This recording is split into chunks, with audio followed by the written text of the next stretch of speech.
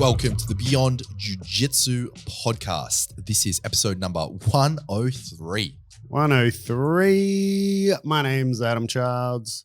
Across from Kieren Lefebvre, or however they introduced you at the last competition. Kieren, Kieren, you're needed in the mat area.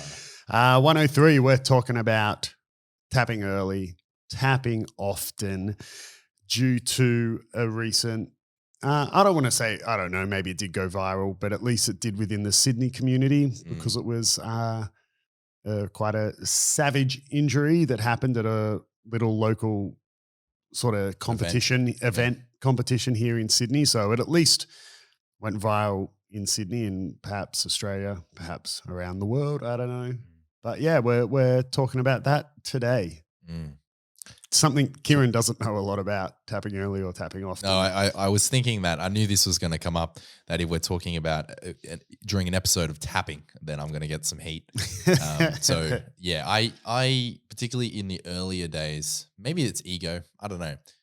I don't tap as often as I should in training. I let things go a little bit. I think I've gone semi-unconscious more than like completely out. I think I've only gone completely out maybe on one hand I can count, but I've gone like half, that halfway where you're like out for a second, but you come back really quickly. Just to clarify, you can only count that on one hand because the amount of brain damage you sustained from not tapping, you can only count to 5. Yes. I can count on one hand, but it takes me 3 or 4 goes through that hand to get to the number.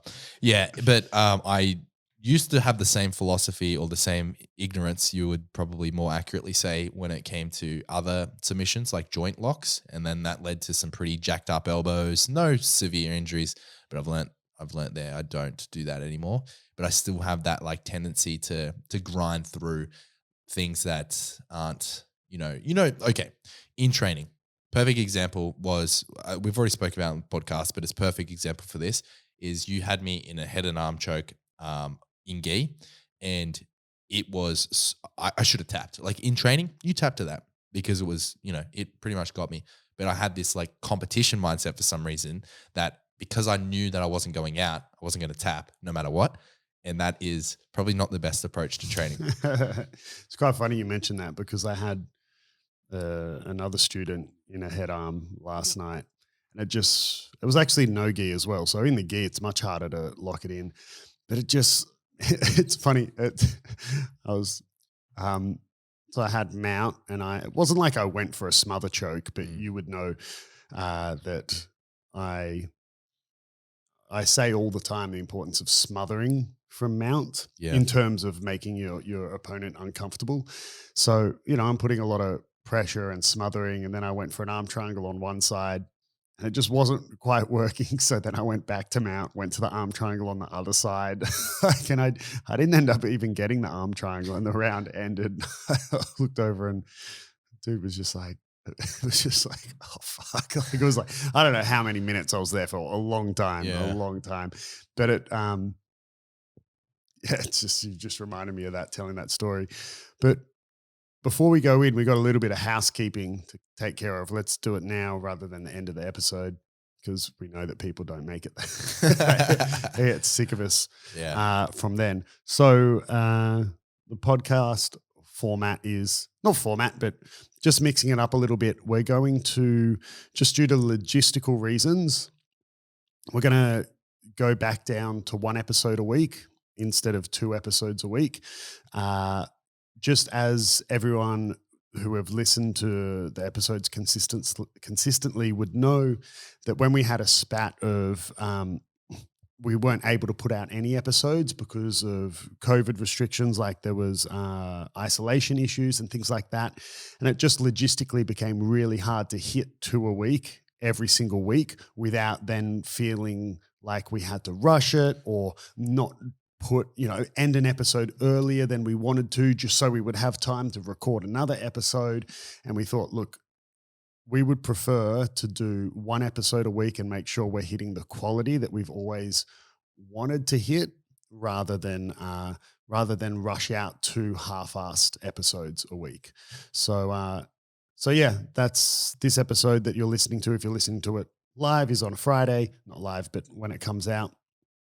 So we're going to aim, I believe, every Friday is when we'll release the Every Friday, episodes. same time, 5:30. Yep. So Australian Eastern Standard. So you'll have it for the weekend or save it for the Monday train ride to work or whatever it is. But yeah, so we're going to have from this episode onwards, 1 a week, so we can continue to hit the quality that we've wanted to, because we just felt we were starting to cut corners that we didn't want to cut. Totally.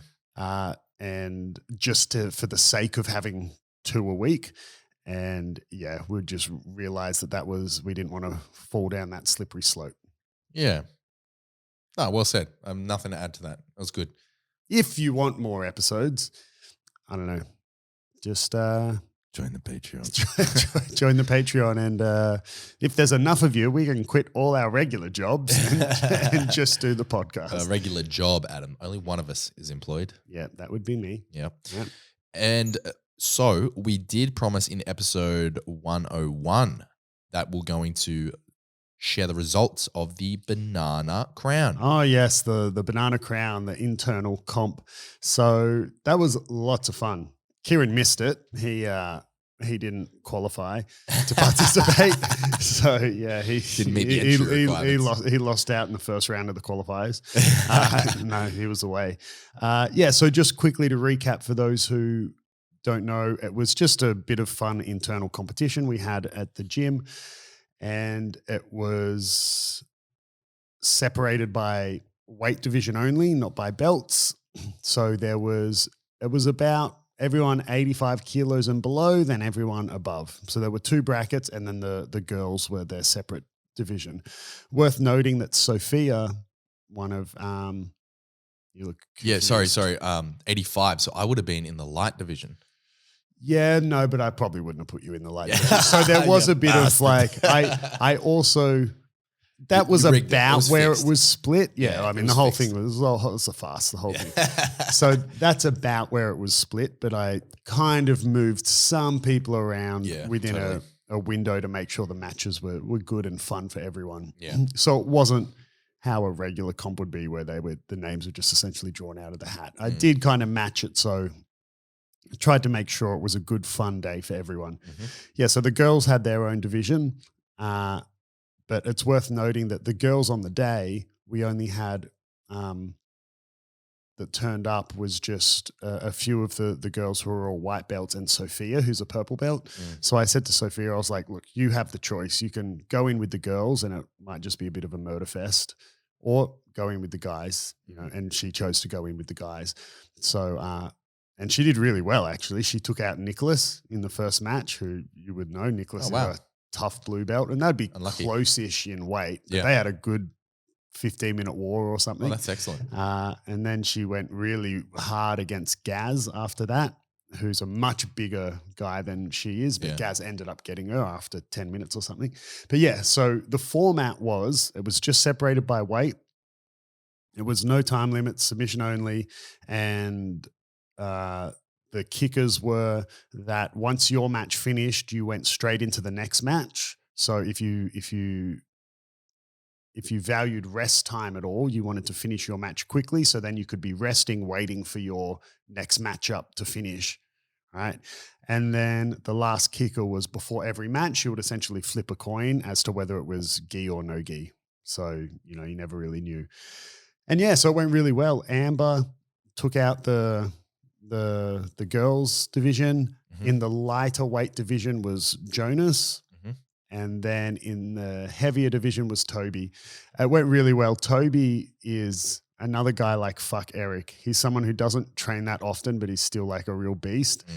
And Toby came in, he works as a chef, and he had come in and he had burnt his hand the night before at work. And he came in with it like sort of wrapped up and everything. He was like, oh, what do you think? Blah, blah, blah. And I didn't see the burn because it was wrapped up. And I was like, well, I don't know, man. Like it's up to you.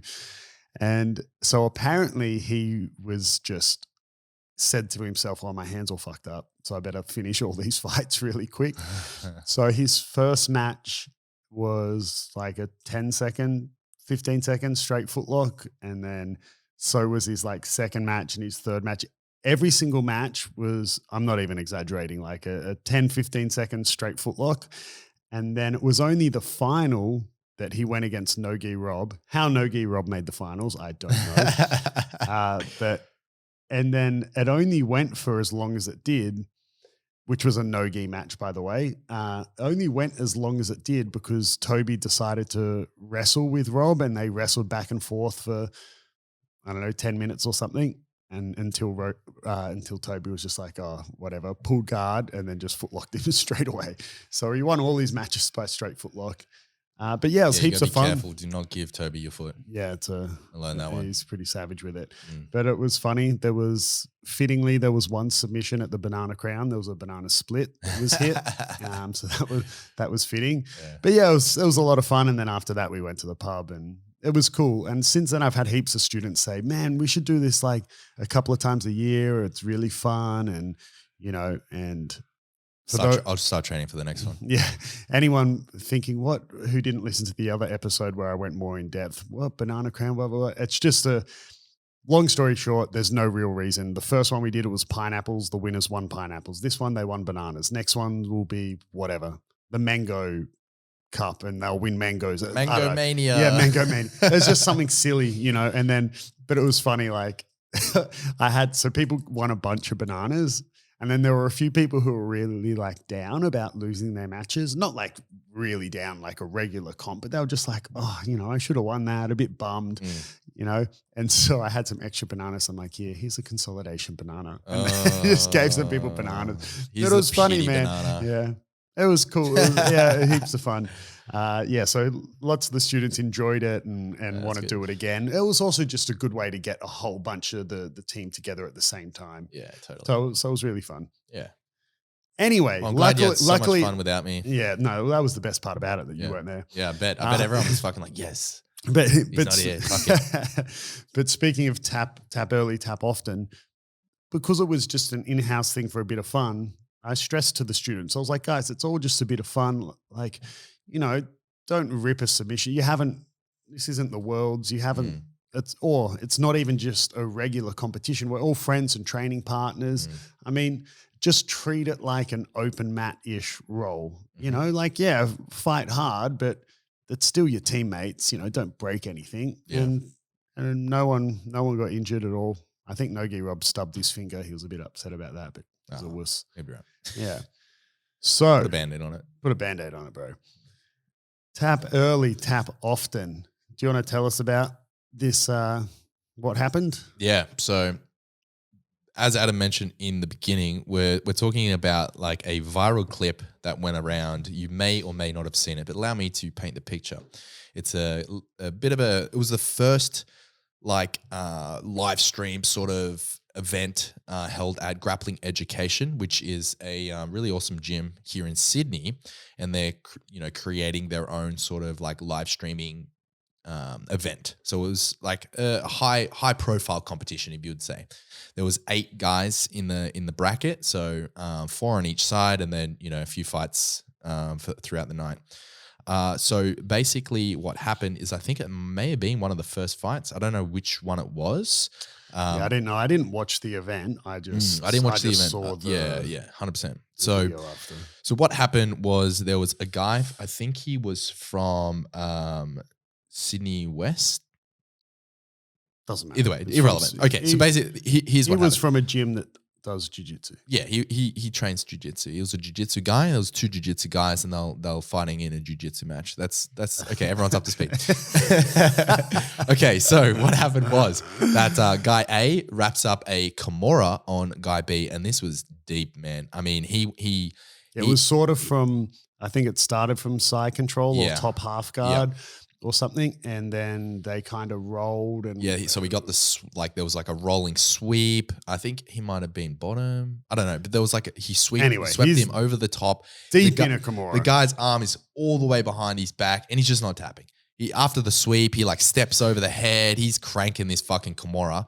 The Kimura is probably on deep for about 30 seconds. Like he's got no grip. He's not holding his arm. It's completely behind his back. The only thing fighting it is his own fucking rotator cuff. And then all of a sudden you hear this very loud, crisp, audible snap. Which I'm very happy I didn't watch the video with the audio. Oh, it's even better. The audio makes it so much better. It's like imagine hearing someone like just breaking a baseball bat or something like that, or like a very large stick, and that is the sound. It was a fucking snap. Yeah, and you see it like you don't see. It's not the most horrific thing to watch. You know, like I've seen more. There was no bone poking out or anything. Yeah, no, it wasn't like if you've ever seen a video where someone, let's say, for example, it's happened a few times in the UFC, happens a lot in kickboxing and Muay Thai, but remember the fight, Anderson Silva versus Chris Weidman, and check the leg kick and the shin snaps in half. Yeah. So it happened to Conor McGregor too, right? Yeah. Didn't it? So it wasn't as horrible to watch. Yeah, it wasn't as horrific to watch as an injury like that. Watching it, it just looked like sort of like the shoulder popped or popped really badly, but like popped or dislocated. That's what it looks like. Looked like the arm just goes floppy. Yeah, it looks like the shoulder is just like completely quite savagely dislocated. Yeah. However, that's not what happened. It turned out that the guy's humerus, which is the bone of the upper arm, so the bone between the shoulder and the elbow where your bicep and tricep are, the humerus, which I'm not sure, is that one bone or two bones? No, I think it's one bone. Yeah, it's one bone. Like it's just the one bone, right? Yeah, you got two bones in your forearm, right? Yeah. 100% snapped in half. Yeah. Like completely broken in half. Did you see the x-ray? I saw the x-ray. Yeah. So the follow-up was, I think the guy that it was his injury, he posted the x-ray and then with the caption, tap early, tap often.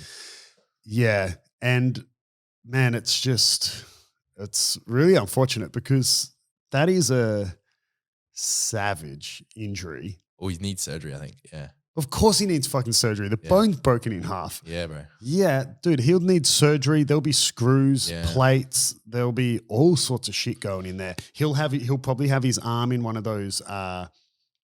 You see it more often on legs, the cage. He'll probably have his arm in one of those things where it's the like elbow support. Yeah, fuck me. A rod from his elbow to his midsection or whatever. Yeah, man.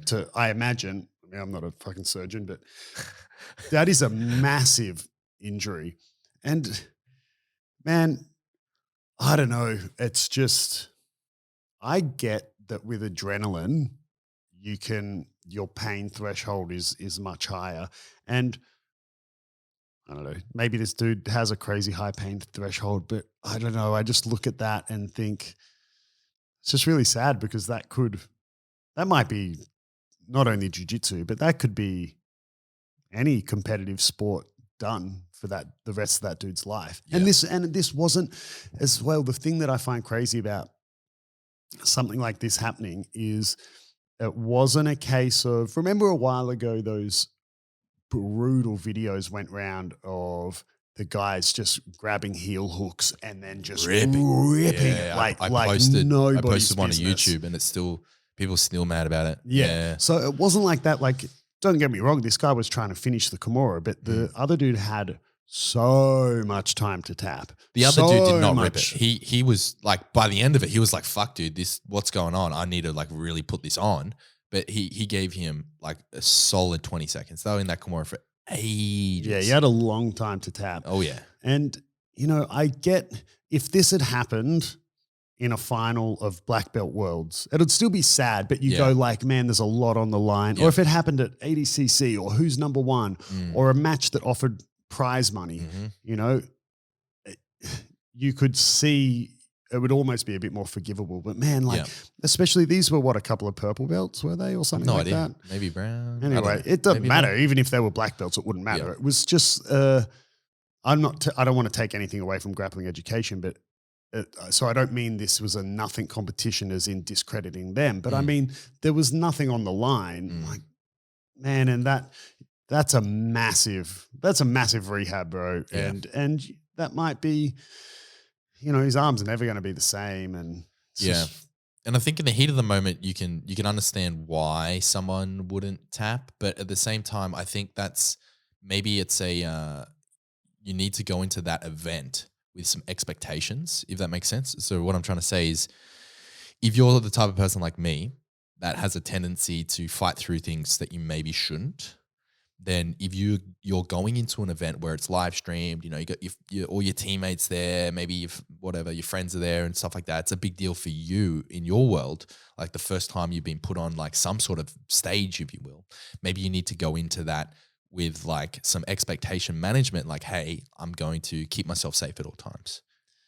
Yeah, I mean, I remember I fought a comp once. I can't even remember what belt it was, but I got stuck in a straight footlock that turned belly down, and the guy wasn't even on my foot or ankle anymore. It was on my shin. And I remember thinking my shin's about to break in half. Did you tap? Yeah.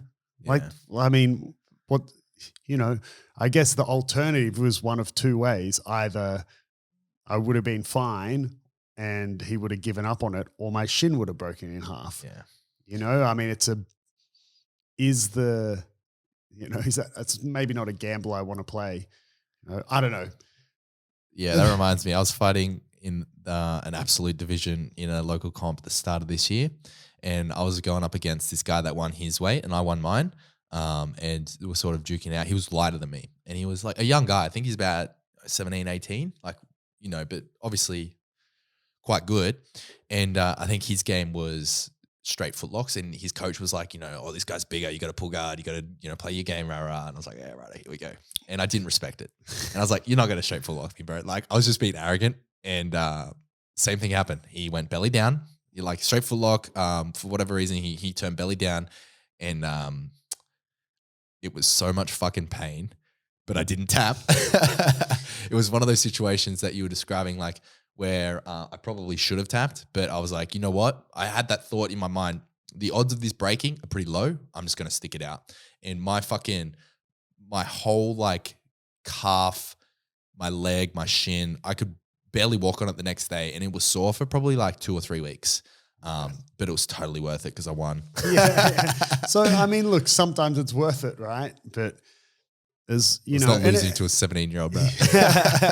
And especially if maybe it's not on correctly or whatever. That was the case here. It wasn't quite yeah, there. this Kimura was.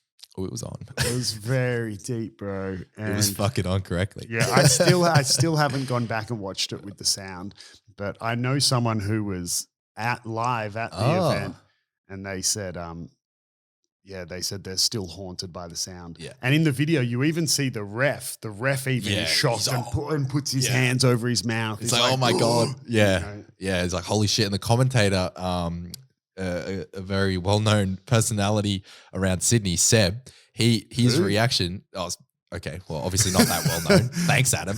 Well, if you're current with the fucking competition scene, he's a really funny guy.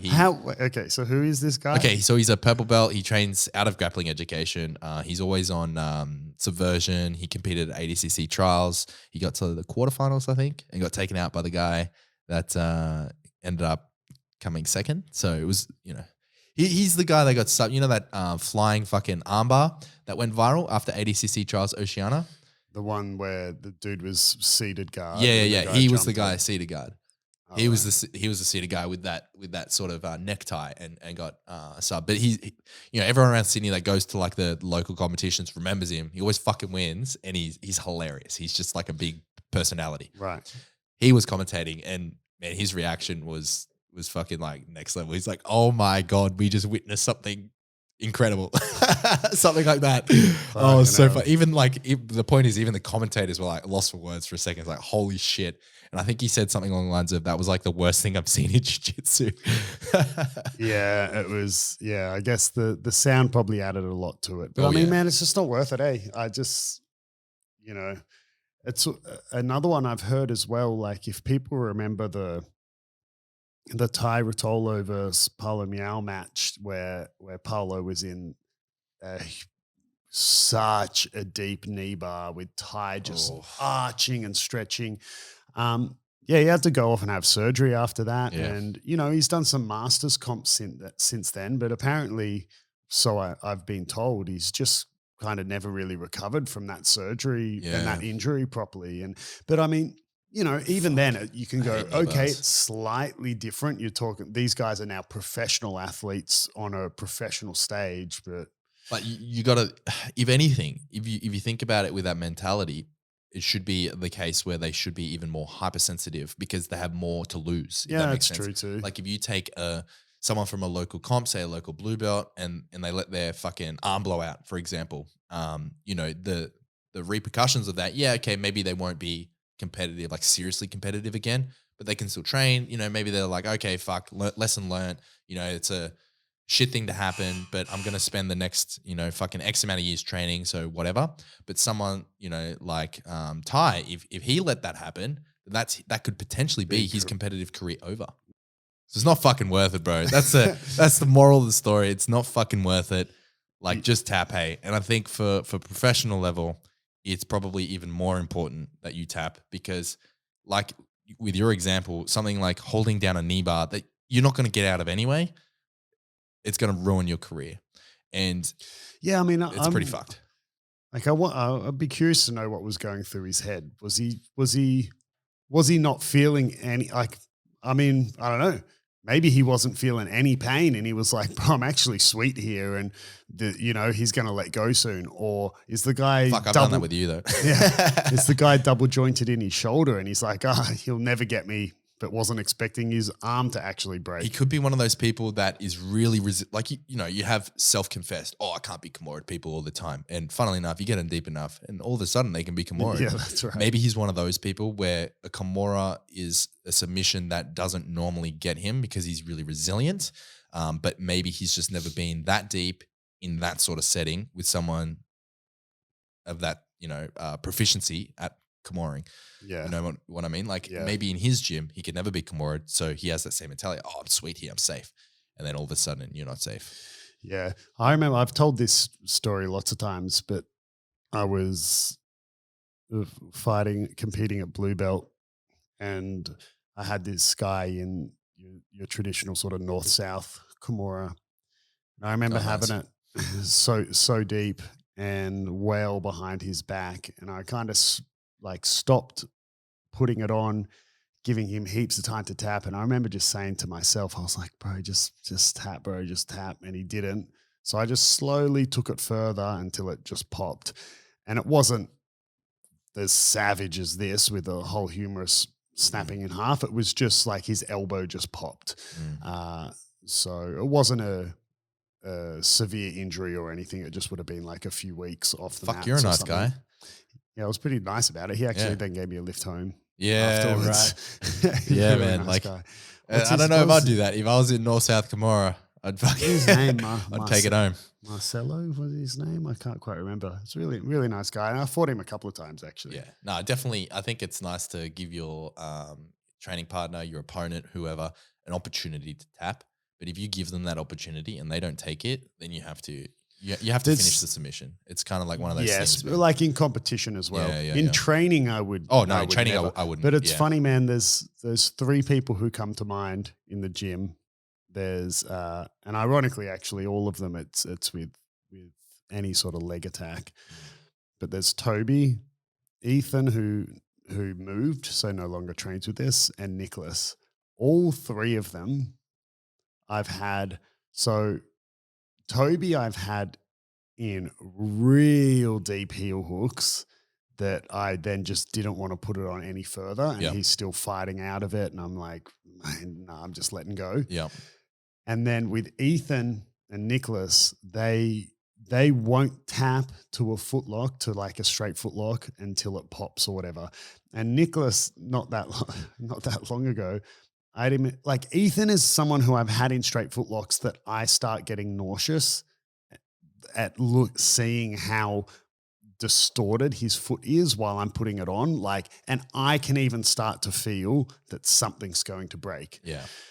Nicholas, I had in a footlock that was a bit similar, like it was super deep, and he's just poker face and he wasn't tapping.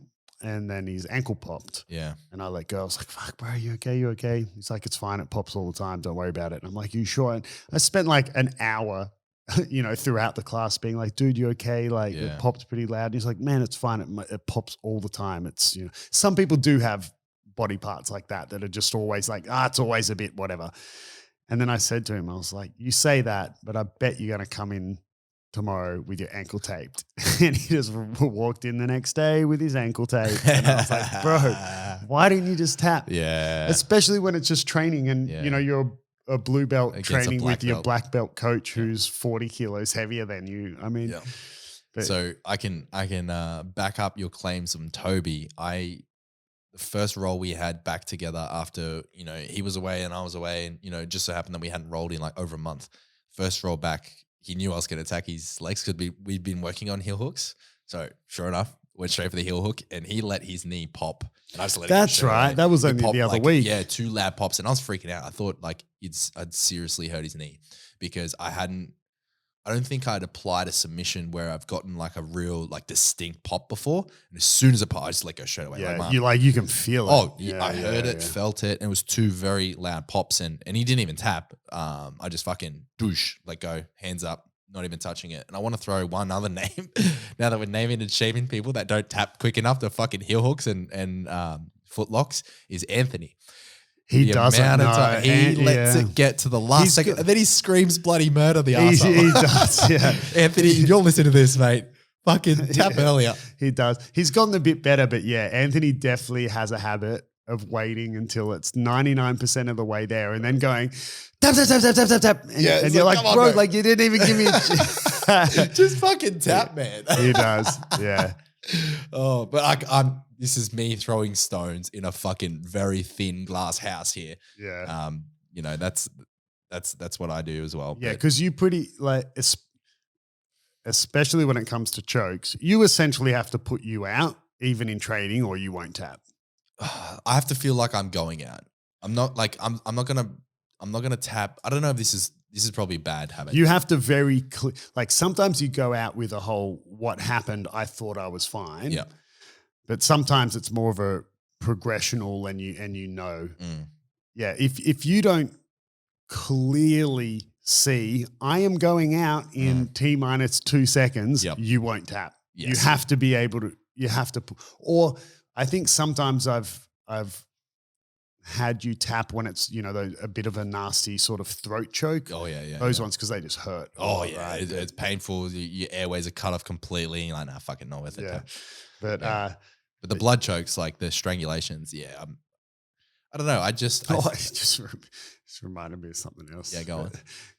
So, because this story is reminded me to that. I didn't post the video because it was filmed in the wrong orientation to make a nice clip of it. But it was that roll we had the other week where I ended up like having you belly down with a body triangle and so the story I was telling at the start with how I had someone mount and was suffocating them and then went arm triangle on one side, then arm triangle on the other side. I forgot. I ended up finishing it by then going like back to mount and then rolling them and getting them flat on their belly and stretching them out and then getting the rear naked choke. So it was a lot of punishment. Who was it? Anthony. No, it was a good roll though. It was fun. We had a good roll. That's the main thing. At least you had fun. No, well, I had lots of fun. I bet Anthony didn't. No, he seemed to. Like we've been having. It's fun. I really enjoy training with Anthony. He learns a lot of theoretical jiu-jitsu, so he can always have something new and unexpected to bring to the table. Like for example, all of a sudden, he's shooting on me. It's like, man, the dude's never shot on me before, and all of a sudden he's like shooting, and so it's always. I don't know. I haven't had him even try to heel hook me in the last couple of months, and previously that was all he did. So it's always something new, I guess. Yeah. Well, I think the moral of the story is is in the title. Yeah, if you're in a deep Kimura on a televised event, probably just tap A because now you're a meme. Yeah, I don't know. There's just certain, especially for me, there's just certain body parts that I don't mess with. So, anything that is spinal column related, I don't mess with. Joints, and then legs, knees. Well, you can't just name everything. Fuck it, I can. And like for me, anything spinal column related and shoulders and knees. Yeah. Like knees. they're the three that for me, I'm like, man, I've had knee surgeries. Yeah. Shoulders are fucked. Yeah. My shoulders now fucked because of an elbow surgery, and it's just goes to say how temperamental the shoulder can be, So if I were to choose what's a part of my body that if I'm really wanting to push it, am I more willing to let it go? It's like, okay, like blood chokes because, typically you'll just pass out and then wake back up. Yeah. But even I'll fight an armbar and a wrist lock more than I will a Kimura. And I'll fight a toe hold, even though toe holds can eventually go to your knee.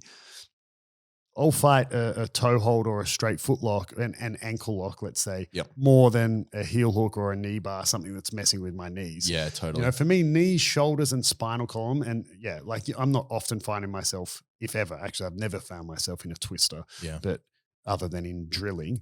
But, if it's something like that, I'm just not going to mess with it. And especially in training, sometimes I might be in a quote unquote choke, but it's not on correctly and it's a neck crank, let's say like a Das choke or an anaconda or something, and I'm just going to tap in training, and then very clearly state to them that was more of a crank than a choke. Oh, I'll let them know, Kieren.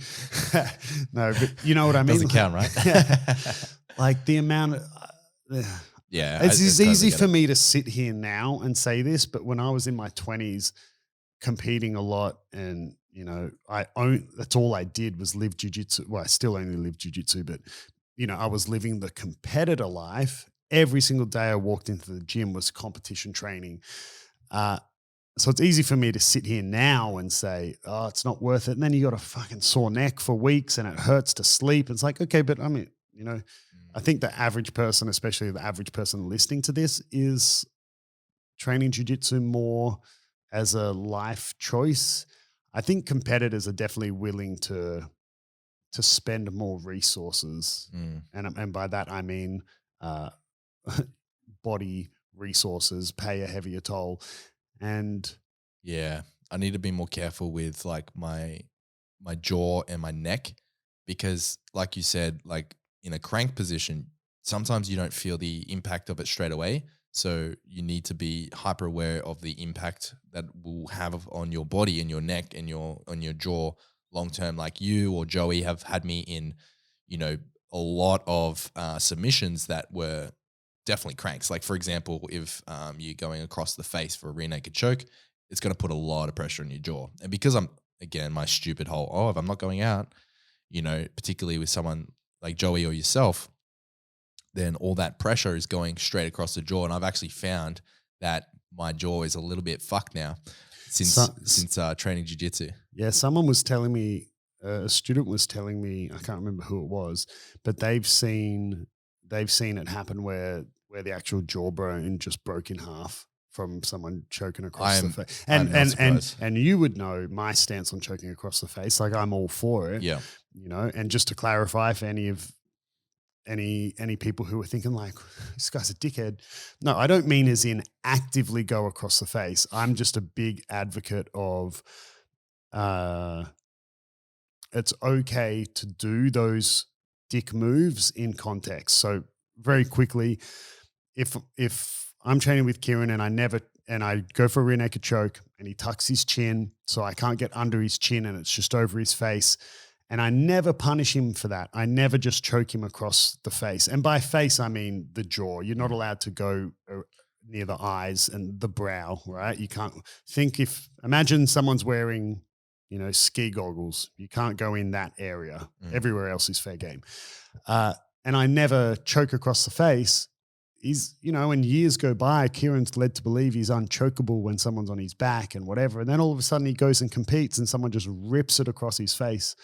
So I'm not doing him any favors by not teaching him the fact that, well, it's actually within the rules, and you putting your face in the way of your neck is not, it's not a defense. Yeah. It's kind of like you want to punch me and I hold up a baby in front of you.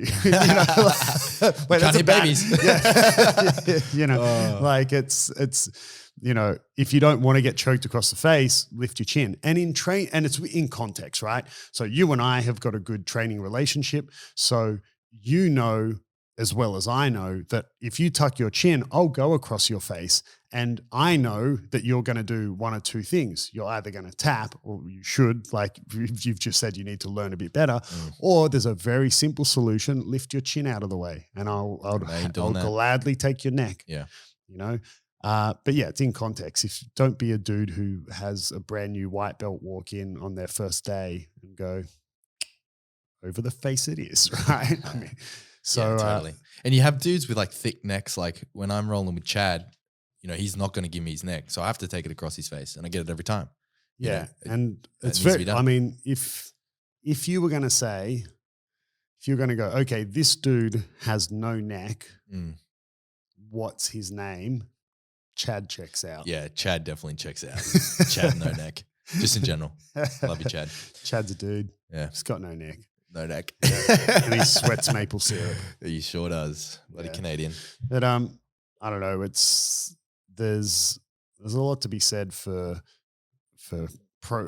prolonging your ability to stay on the mats. Yeah. And sometimes in competition it might be worth it, like your little footlock anecdote. Yeah. But having your humerus broken is not worth it when you're so deep in a submission.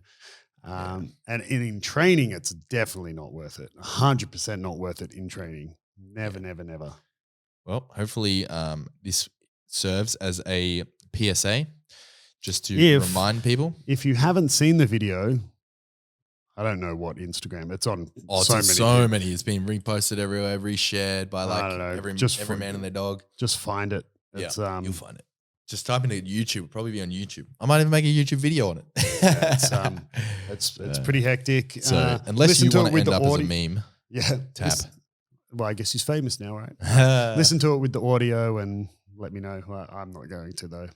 Yeah. Now that I know the audio is so horrific, I might just play it when you're not paying attention, and then you'll just hear it. Like, oh, that was it. Yeah, and I look and it turns out you just like snap some celery. It's like, oh, thank God. All right. Well, if you enjoyed this episode, you can support the show by following us on Instagram. We're Beyond Jiu Jitsu Podcast.